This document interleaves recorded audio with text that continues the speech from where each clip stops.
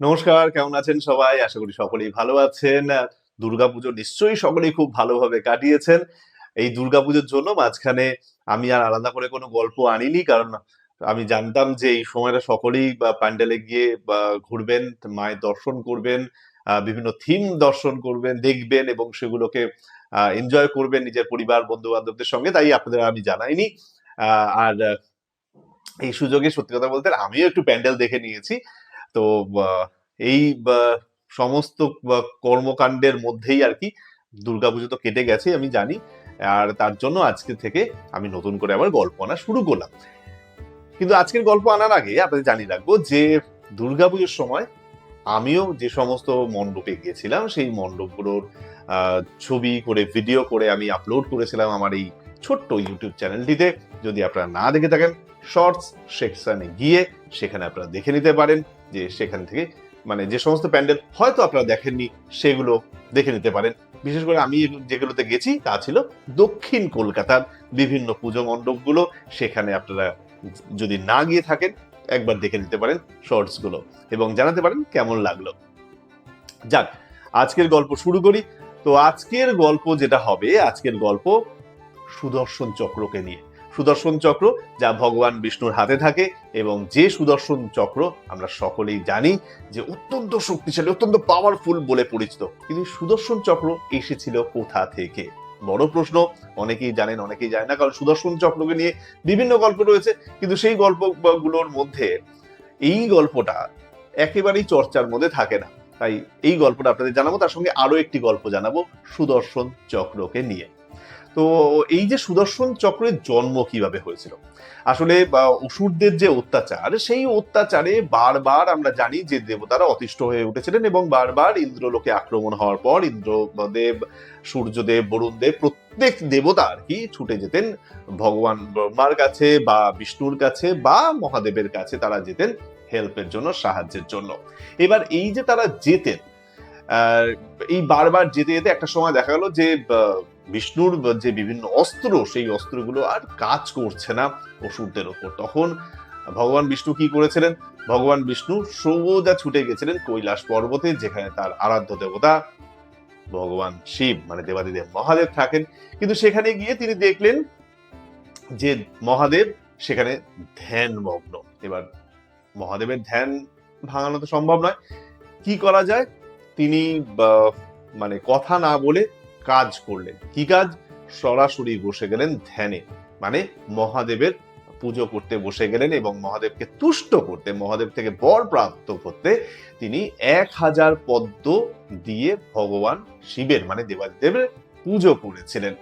এই যে ধ্যান তিনি 1000 পদ্ম দিয়ে করেছিলেন, সেই 1000 পদ্ম দিয়ে করতে গিয়ে তিনি দেখেন যে 999টি পদ্ম তার কাছে রয়েছে, একটি পদ্ম তার কাছে নেই। কি করা যায়? তাই একটি পদ্ম কিভাবে আনবে ভাবতে ভাবতে ভগবান বিষ্ণু হঠাৎ করে মনে করলেন যে তার যেহেতু চোখ, তার চোখের সঙ্গে যেহেতু কমল বা পদ্মের তুলনা করা হয়, কমল নয়ন বলা হয় তার চোখগুলোকে, তো সেই একটি চোখ তিনি খুবলে নিয়ে অর্পণ করেছিলেন মহাদেবের চরণে এবং তারপরেই মহাদেব সেখানে উপস্থিত হয়েছিলেন এবং বিষ্ণুকে জিজ্ঞেস করেছিলেন, হে নারায়ণ, আপনি কেন আমার পুজো করছেন, কি চাইছেন আপনি? তো তখন ভগবান বিষ্ণু সমস্ত বিষয়টা একেবারে খুলে বলেন যে দেবতাদের ওপর যে অত্যাচার হচ্ছে, যেভাবে অসুররা অত্যাচার করছে আর কি, সেই অত্যাচার থেকে বাঁচানোর জন্য বা এই পৃথিবীকে রক্ষা করার জন্য, সাধারণ মানুষ যারা রয়েছেন তাদেরকে রক্ষা করার জন্য তার কাছে এমন একটি অস্ত্রের প্রয়োজন যার মাধ্যমে তিনি সমস্ত খারাপের যেন বিনাশ করতে পারেন। সেই সময় মহাদেব কি করলেন? মহাদেব তার ত্রিনয়ন মানে যে ত্রিনয়ন কিন্তু মহাদেবের একেবারেই সামনে আসে না আনটিল অ্যান্ড আনলেস সেখানে ভীষণ একটা দরকার রয়েছে, সেই ত্রিনয়নকে তিনি অ্যাক্টিভেট করেন এবং সেই যে ত্রিনয়নের যে শক্তি, সেই ত্রিনয়নের শক্তির মাধ্যমে তিনি একটি অস্ত্র ভগবান বিষ্ণুকে দিলেন, যেহেতু তিনি চেয়েছিলেন। তো সেই অস্ত্রকেই আমরা সুদর্শন চক্র হিসেবে জানি। এই সুদর্শন চক্র কতটা শক্তিশালী, যেহেতু মহাদেবের কাছ থেকে এসছে, মহাদেবের ত্রিনয়ন থেকে এসছে জানা যায়, তার জন্য এই মানে যে অস্ত্র সেটা অত্যন্ত শক্তিশালী ওয়েপন। এবং আমরা জানি যে এই যে জগৎ সংসার, সেই জগৎ সংসারে দুটো মাত্র এমন ওয়েপন রয়েছে, যে অস্ত্র রয়েছে, তার মধ্যে একটি হলো এই সুদর্শন চক্র, দ্বিতীয়টি হলো ত্রিশূল। তো এই দুটো খুব শক্তিশালী, আমরা সকলেই জানি। তো সেখান থেকেই সুদর্শন চক্রের জন্ম হয়েছিল, এবং তারপরে এই সুদর্শন চক্রকে ভগবান বিষ্ণু কিভাবে বিভিন্ন ক্ষেত্রে ব্যবহার করেছেন তা আমরা সকলেই জানি।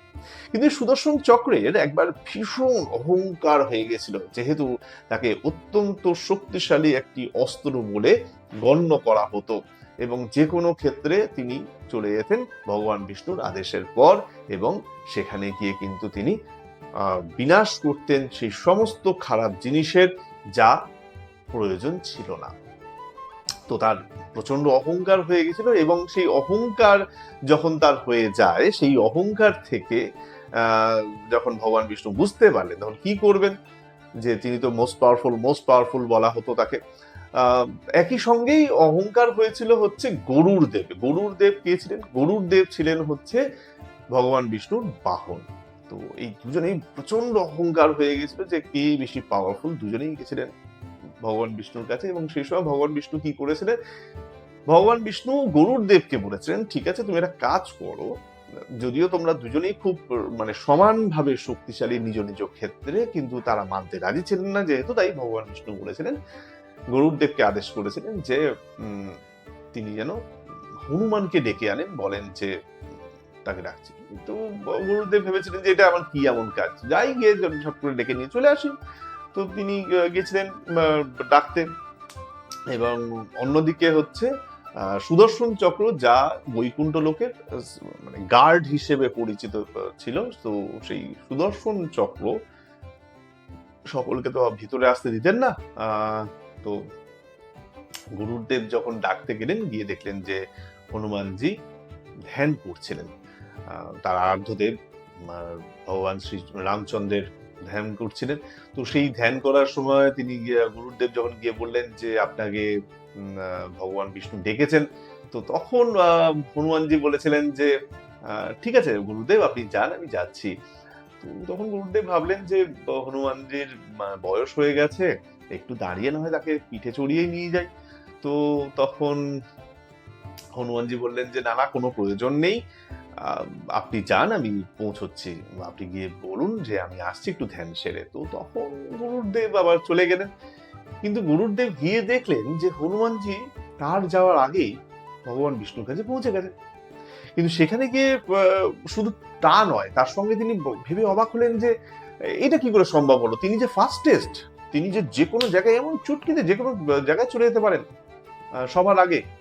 হ্যাঁ, তো সেটা ভেবে তিনি অবাক হলেন। তার সঙ্গে গিয়ে ভাবলেন যে ঠিক আছে, তিনি না পৌঁছেই গেলেন, কিন্তু সুদর্শন তাকে ভিতরে কেন প্রবেশ করতে দিলেন, এটা ভাবতে লাগলেন।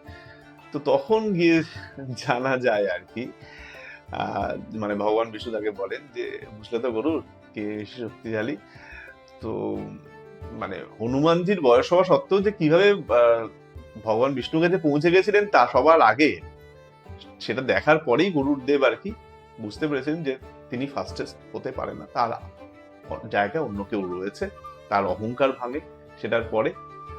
এবং অন দি আদার হ্যান্ড, সুদর্শন চক্র, যাকে বলা হতো যে বৈকুণ্ঠ লোকের গার্ড, সেই সুদর্শন চক্র কি করেছিলেন, সেই সুদর্শন চক্রকে গিলে খেয়েছিলেন হচ্ছে এই হনুমানজি। তো এই ছিল গল্প, দুজনকেই একেবারে নাকানি চোবানি খাইছিলেন হনুমানজি।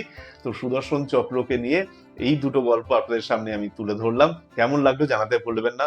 দ্বিমত হন, সহমত হন, যাই হন না কেন জানান।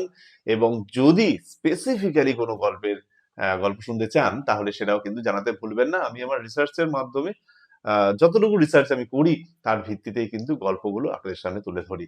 দেখা হবে পরের ভিডিওতে। ততক্ষণ সবাই খুব ভালো থাকুন, সুস্থ থাকুন, মজায় থাকুন, এবং অবশ্যই সকলকে ভালোবাসতে থাকুন। এটা খুব জরুরি আজকের দিনে।